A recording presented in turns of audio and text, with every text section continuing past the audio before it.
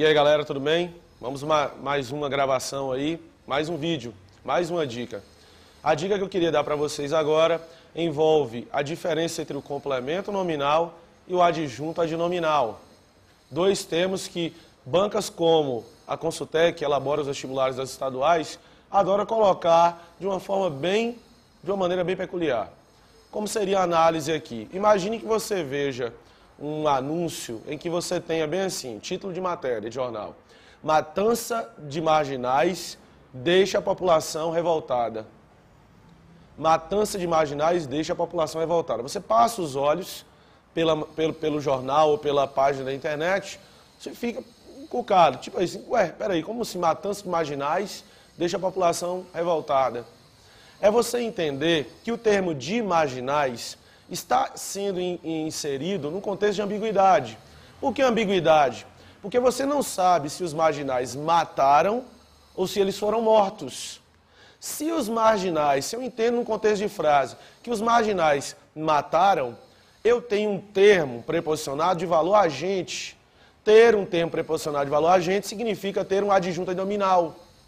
Se eu entendesse que os marginais foram mortos, eu teria um termo preposicionado de valor paciente, também em relação ao nome matança.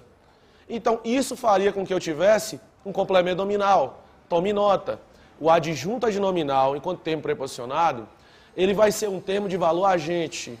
O complemento nominal, enquanto termo de valor preposicionado, vai ter um valor paciente. Me dê outros exemplos, professor. Simples. A explicação do professor facilitou o entendimento do assunto. Imaginemos que, numa eventual questão de prova, eu tenha o termo do professor e do assunto destacados. Então, a explicação do professor. Do professor está se referindo à explicação, que é o ato ou ação de explicar. Pelo contexto, você acha que o professor explica ou é explicado? Obviamente que o professor pratica a ação de explicar, não é isso? O professor explica, ele deve explicar. Se ele deve explicar, esse termo preposicionado possui valor agente. Ao possuir valor agente, a prova vai querer que eu analise como adjunta nominal, porque é isso que o termo do professor será. Diferentemente da sequência da frase, a explicação do professor facilitou o entendimento do assunto.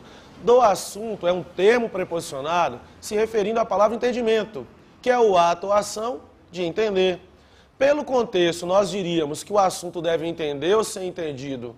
Logicamente, pelo contexto, o assunto deveria ser entendido. Ao ser entendido, ele exerce um valor paciente. Dessa maneira, ele seria o quê? Complemento nominal. Me dê outros exemplos, professor. Rapidinho aqui, outros exemplos. A construção da ponte depende da aprovação do engenheiro. Construção da ponte. Da ponte se refere à palavra construção. Pelo contexto de entendimento, a ponte ela deve ser construída. Se ela deve ser construída, esse termo exerce valor paciente. Continuando a frase, a construção da ponte depende da aprovação do engenheiro. Do engenheiro se refere ao termo aprovação, que é o ato ou ação de aprovar. Pelo contexto, não é o engenheiro que deve aprovar a construção da ponte. Se ele deve aprovar, este termo exerce valor agente, o que fará com que ele seja adjunta nominal. Revisando aqui, construção da ponte, a ponte é construída, valor paciente, complemento nominal. Depende da aprovação do engenheiro em relação à aprovação. O engenheiro deve aprovar, tem valor agente, isso é um adjunto adnominal.